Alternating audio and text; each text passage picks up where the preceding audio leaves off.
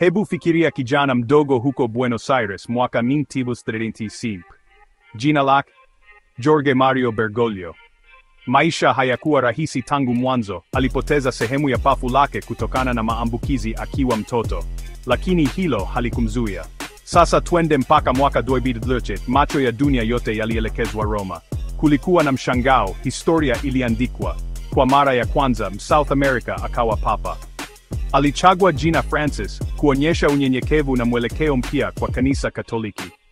Papa Francis alikuwa zaidi ya kiongozi, alikuwa sauti ya maskini, bingwa wa huruma, na nguvu ya mabadiliko. Aliosha miguu, alipanda magari ya kawaida, na akafungua milango ya Vatican kwa kila mtu.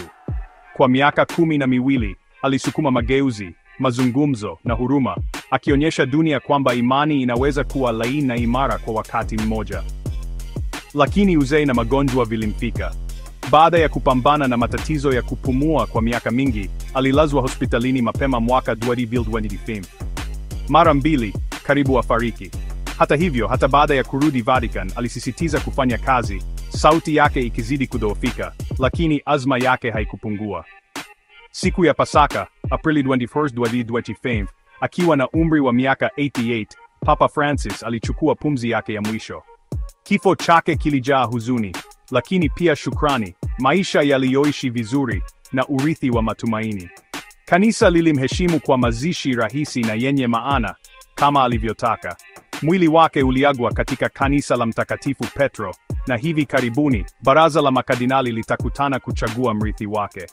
Papa Francis atakumbukwa sio tu kwa kile alichobadilisha, bali kwa jinsi alivyowafanya watu wajisikie, kuonekana, kuthaminiwa, na kupendwa. Katika ulimwengu unaotamani wema, safari yake inanikumbusha kwamba ukuu wa kweli unapatikana katika unyenyekevu na huduma. Hiyo ndiyo safari ya ajabu ya Papa Francis.